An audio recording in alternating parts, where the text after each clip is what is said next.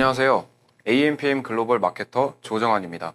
오늘 영상은 요즘 핫 키워드인 AI와 이를 잘 활용하고 있는 메타의 어드밴티지 플러스에 대해 알려드리려고 합니다. AI가 컨텐츠도 만들어내고 서서히 자동화시켜주고 있는데 마케팅은 어떻게 달라지고 있고 광고의 영역에서는 AI를 어떻게 활용하고 있는 걸까? 저는 가끔 이렇게 생각하는데요. 이 영상을 보고 계신 분들이라면 아마 같은 생각을 품고 계실 것 같습니다. 오늘 영상은 이 질문에 답을 드리기 위해 준비했습니다. AI 시대의 메타 광고가 어떤 전략으로 진화하고 있으며 나아가 메타 광고 캠페인 설정법까지 이 영상 하나로 전부 알려드릴게요. 메타는 광고에 AI를 어떻게 활용하고 있을까요? 바로 어드밴티지 플러스입니다. 이건 메타가 최근 발표한 주요 전략이기도 한데요. 메타는 광고의 모든 과정을 AI로 자동화하겠다는 계획을 발표했습니다. 잘 알고 계시겠지만 메타는 AI를 적극적으로 도입하고 또 AI 활용을 극대화하는 기업으로 잘 알려져 있는데요.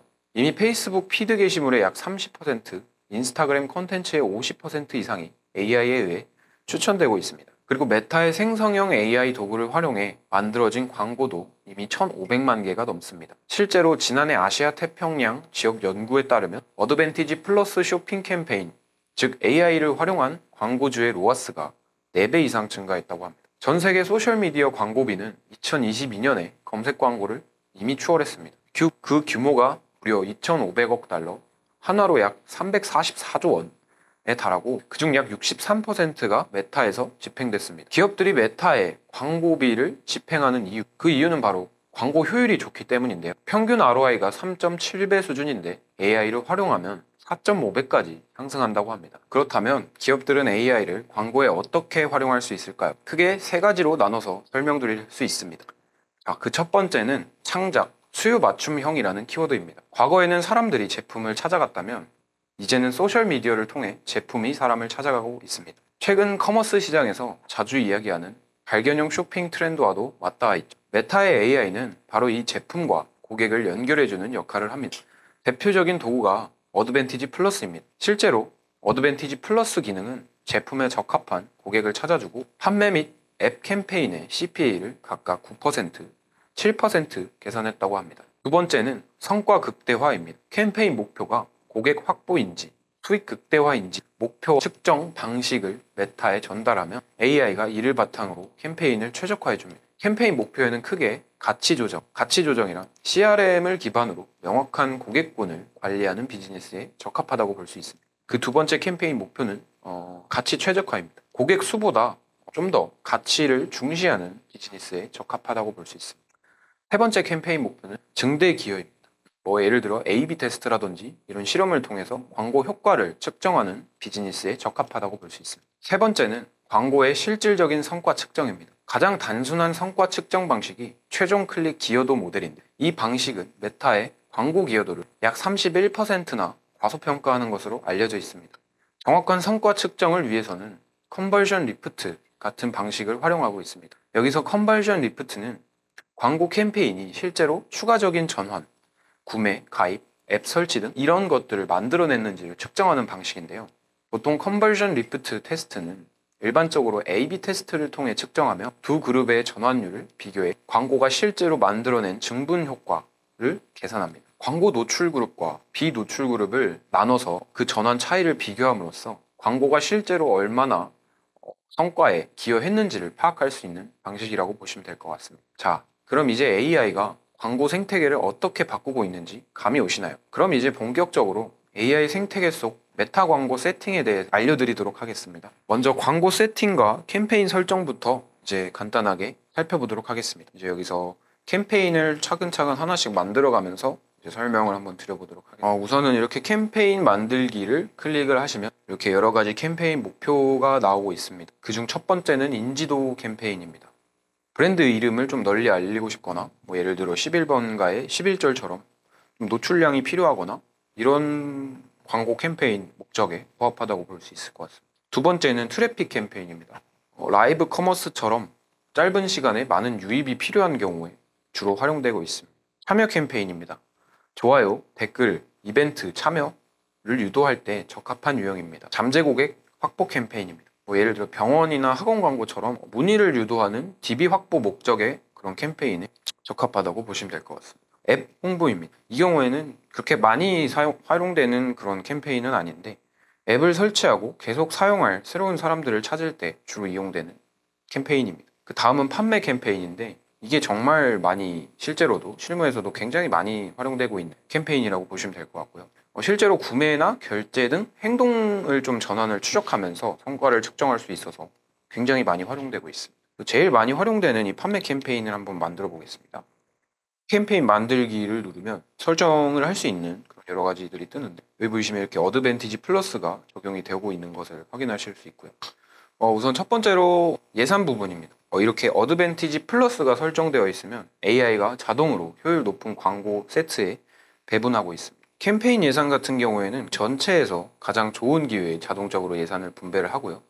어드밴티지 플러스 광고 세트 예산을 클릭하는 경우에 어드밴티지 플러스가 해제가 되는데 이때는 자동적으로 뭔가 캠페인 예산 안에서 유동적으로 조절하는 게 아니라 광고 세트별로 좀 수동적으로 좀 세부적으로 세팅할 수 있는 그런 옵션, 선택 옵션이라고 보시면 될 것 같습니다. 여기서 일일 예산이라고 하는 부분이 있는 이거는 이제 하루 기준으로 이제 예산을 얼마나 쓸 건지 그런 경우에 이 부분에 이제 하루에 예산 뭐 3만 원, 2만 원 이렇게 설정하실 수 있고요. 총 예산 같은 경우에는 이제 캠페인의 전체 기간 동안 얼마를 사용을 할 건지 설정을 하는 그런 옵션이라고 보시면 될 것 같습니다. 여기 설정 더보기에 좀 고급 옵션에 들어가 보면 예산 일정이라고 하는 부분이 있습니다. 마케터라면 프로모션이나 세일 특가와 같은 이벤트를 진행하실 텐데요. 이때는 뭔가 특정 기간에 내가 프로모션을 하는 그 특정 기간에 좀 더 유입량을 늘리거나 좀 구매 전환을 확실하게 성과를 보고 싶다. 이러면 특정 기간만 이제 뭐 예를 들면 일주일만 그렇게 특정 기간에만 예산을 증폭할 수 있는 그런 예산의 일정 조율에 대한 옵션이라고 보시면 될 것 같습니다. 다음 광고 세트에 대해서 몇 가지 중요한 부분 위주로 설명을 한번 드려보도록 하겠습니다. 여기 보시면 이제 전환이 나오고 성과 목표, 데이터 세트, 예산 일정에 대해서 타겟 설정하는 부분, 노출 위치에 대한 설정 부분에 어드밴티지 플러스가 몇 가지가 이렇게 적용된 게 보이는데요. 우선 전환 위치 같은 경우에는 판매를 유도할 위치를 설정하는 것이라고 보면 될 것 같습니다. 보시면 뭐 웹사이트에서 어떻게 판매를 유도를 할 건지, 그러니까 뭐 게재 지면이라고 보시면 좀 더 쉽게 생각하실 수 있을 것 같고요. 랜딩 페이지를 어떻게 이제 유도를 할 건지, 판매를 어떻게 유도를 할 건지, 어디서 유도를 할 건지를 선택하실 수 있습니다. 밑으로 이렇게 내려보시면 여기 성과 목표, 즉 KPI를 설정하는 부분이 나옵니다. 여기서 이렇게 클릭을 해보시면 전환수 극대화도 있고 전환값 극대화가 있는데 보통 전환수랑 전환값에 대해서 조금 헷갈리실 분들도 있을 거라고 생각을 합니다. 좀 쉽게 설명드리자면 전환수는 말 그대로 수치, 즉 전환된 숫자입니다. 전환값 같은 경우에는 전환 매출액, 즉 구매 전환으로 이루어진 매출액입니다. 전환수를 중심으로 성과 목표를 설정하느냐, 전환 매출액을 중심으로 설정하느냐는 판매 상품이나 객단가, 캠페인 목적에 따라 다르게 설정을 하실 수 있습니다. 랜딩 페이지 조회수 극대화 같은 경우는 전환보다는 유입 품질을 보고 싶을 때 주로 선택을 합니다. 여기 보시면 이렇게 설정을 하게 되면 구매 이벤트와 함께 전환수를 좀 극대화를 선택을 해서 구매당 비용을 14% 정도 낮출 수 있다. 그러니까 캠페인의 성과에 따라서, 그러니까 어떤 KPI를 목적에 하느냐에 따라서 이런 캠페인 목적에 따라서 좀 자동적으로 최적화를 시켜주는 광고 성과를 측정하는 그런 방법에 대한 세팅이라고 보시면 될 것 같고요. 밑에 보시면 여기 메타 픽셀이라고 하는 데이터 세트 파트가 있습니다. 픽셀 같은 경우에는 메타판 GA 추적 코드라고 좀 생각하시면 될 것 같은데 뭐 예를 들어서 구매 전환을 추적하기 위해서 결제 완료 페이지에 이제 픽셀을 설치를 하게 되면 해당 페이지에 도달한 사용자 수를 저희가 집계를 할 수 있습니다. 뭐 이를 통해서 어떻게 이제 간접적으로 좀 구매 전환이 일어났는지 결제창에 이제 픽셀을 심어 놓는 방법을 통해서 그런 방법을 통해서 이제 픽셀을 활용하신다고 보면 될 것 같고요. 메타는 유사 행동을 한 고객에게 좀 광고를 어쨌든 노출하는 방식이기 때문에 픽셀이 일정 수준 이상 학습 데이터를 확보해야 됩니다. 이때 구매 전환 방금 예시를 들면서 말씀드린 것처럼 구매 전환 픽셀만 설치할 경우에는 데이터 확보 속도가 조금 느릴 수가 있습니다. 왜냐하면 구매 직전 단계인 장바구니, 뭐 예를 들어 장바구니라든지 배송지 설정이라든지 뭐 이런 단계까지 갔다가 이탈하시는 경우도 있기 때문에 메타에서 광고를 집행하실 때 좀 더 빠른 최적화를 원하신다 하시면은 구매 전환 페이지, 결제창에 픽셀을 설치하시는 것보다 장바구니나 배송지 입력칸에 픽셀을 설치하시면 구매를 마음먹은 고객들에게 좀 타겟팅을 최적화할 수 있는 그런 성과도 기대해 볼 수 있다고 생각하시면 될 것 같습니다. 다음으로 좀 중요한 부분인데 타겟 설정 부분입니다. 이 부분도 어드밴티지 플러스를 설정을 할 수 있는데 만약 이 기능을 설정을 하게 되면 수동으로 타겟을 설정하는 것보다 AI가 판단을 했을 때 좀 더 효율이 좋은 고객에게 좀 자동적으로 광고를 좀 최적화 시켜준다고 보시면 될 것 같습니다. 다만 픽셀을 통해 이제 설정했을 때 이게 어드밴티지 플러스도 설정을 할 수 있지만 뭔가 아까 말씀드린 것처럼 데이터 픽셀을 통해서 얻은 그런 데이터 모수로 타겟을 활성화시키겠다. 나는 구매 전환 랜딩 페이지까지 도달한 유사 고객들을 타겟으로 최적화를 시키겠다. 하면은 그러면 이제 여기 저장된 타겟 사용 부분에서 픽셀 데이터 모수가 쌓였을 경우에 이제 선택을 하실 수 있는데 만약에 근데 그치만 이게 이렇게 뭔가 픽셀로 타겟을 설정할 경우에는 데이터가 쌓이는데 일정 예산이랑 시간이 필요합니다. 그래서 이 부분을 이렇게 설정하실 때는 예산 설정에 대한 좀 주의가 고려가 조금 필요한 부분이 있고요. 네, 이 부분을 조금 고려를 해주시고 이제 타겟을 이렇게 자동적으로 설정을 하시면 좋을 것 같습니다. 타겟 추천이라는 부분이 있는데요. 저장된 타겟 어드밴티지 플러스 기능을 사용하는 거 그 이상으로 맞춤형으로 저희가 타겟팅을 좀 상세하게 할 수 있는 부분. 예를 들어 뭐 특정 컨텐츠에 관심을 가진 사람이라든지 아니면 뭐 성별별로, 뭐 연령별로, 연령 최고 뭐 20살부터 60살까지 뭐 이렇게 해서 좀 맞춤 타겟을 좀 세부적으로 이렇게 선택을 하실 수 있고요. 여기 보시면 이제 맞춤 타겟 포함해서 기존 타겟 같은 경우에는 이제 저희가 픽셀 데이터로 모수를 쌓은 경우에 여기서 또 선택을 하실 수 있고요. 그게 아닌 경우에 뭐 새로 만들기를 눌러서 맞춤 타겟을 눌러보면 여기서 내 소스와 메타 소스라는 부분이 있는데 이 경우엔 보통 이제 자사몰 웹사이트, 뭐 자사 앱 뭐 이런 경우에 이제 내 소스로 선택을 하시면 되고요. 보통 일반적인 경우는 인스타그램이랑 페이스북 위주로 많이 선택을 해서 활용을 하신다고 보면 될 것 같습니다. 그리고 여기 밑에 보면 유사도 타겟이라는 부분이 있는데 메타픽셀로 데이터를 축적했을 경우에는 기존 타겟과의 좀 유사도, 쌓은 데이터 모수와 유사도를 좀 기반으로 해서 또 새로운 타겟을 생성을 할 수 있는데 여기 밑에 보시면 이제 퍼센테이지 바가 보이실 겁니다. 이게 10%로 가게 되면 조금 더 확장성이 있는 타겟 소스라고 보시면 될 것 같습니다. 예를 들어서 뭐 데이터 모수를 뭐 50명을 쌓았는데 0%로 설정을 해버리면 전혀 유사도가 완전 똑같은, 그러니까 아예 똑같은 타겟들한테 노출이 된다고 보시면 될 것 같고요. 이걸 뭐 5%, 10%로 했을 때 조금 더 다양한, 조금 더 다른 유사도를 가진 그런 타겟 소스군한테 타겟을 설정할 수 있다고 보시면 될 것 같습니다.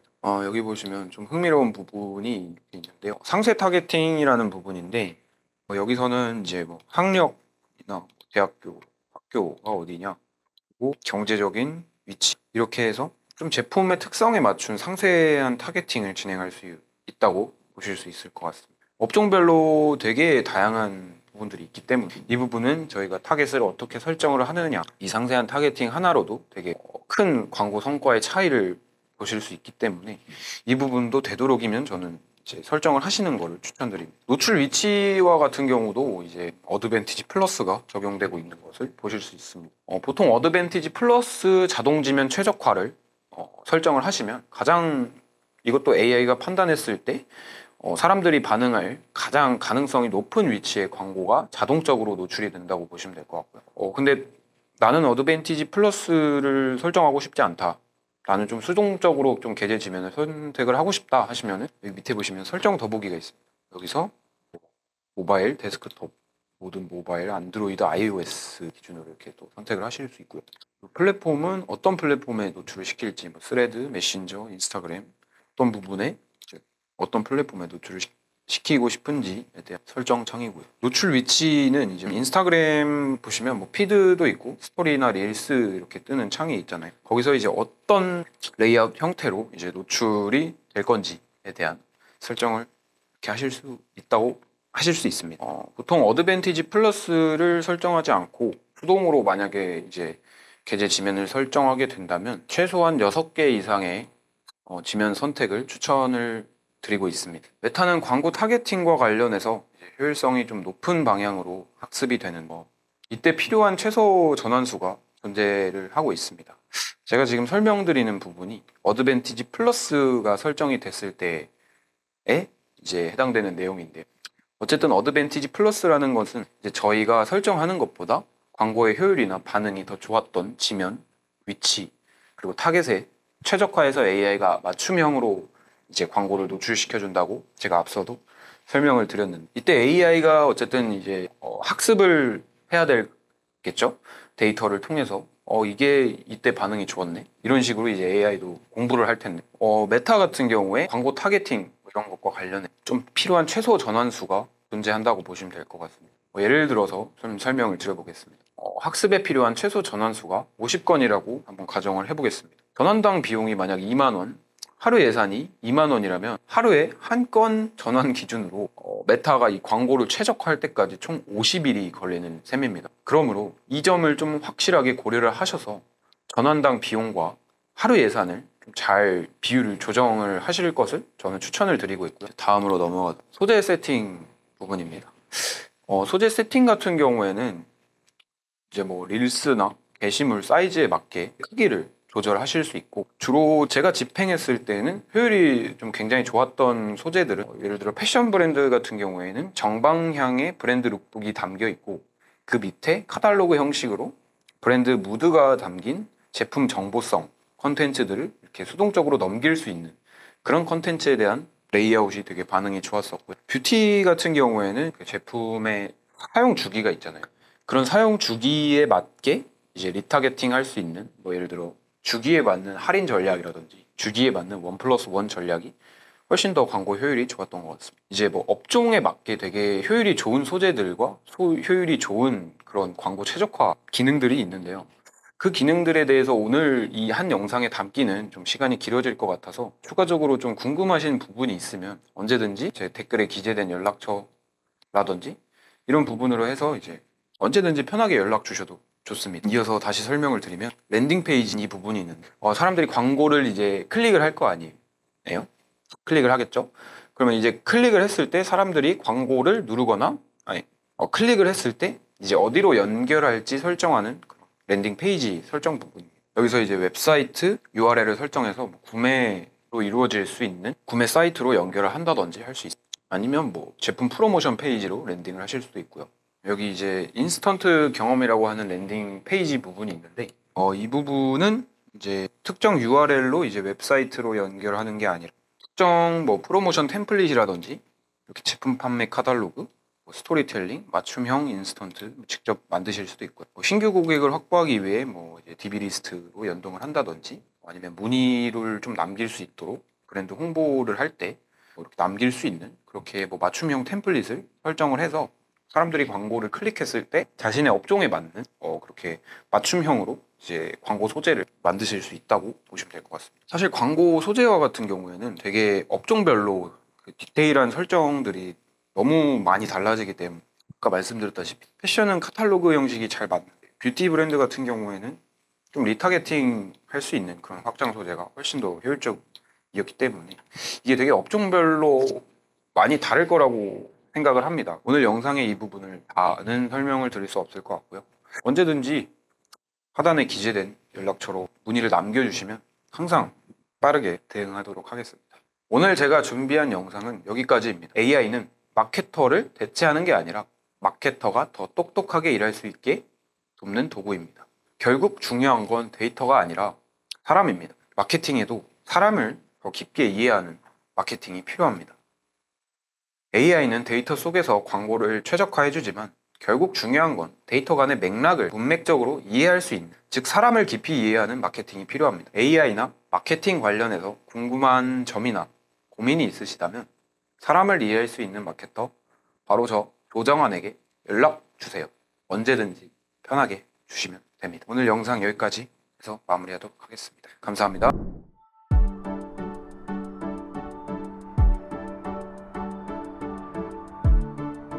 구독과 좋아요는 컨텐츠 제작에 힘이 됩니다.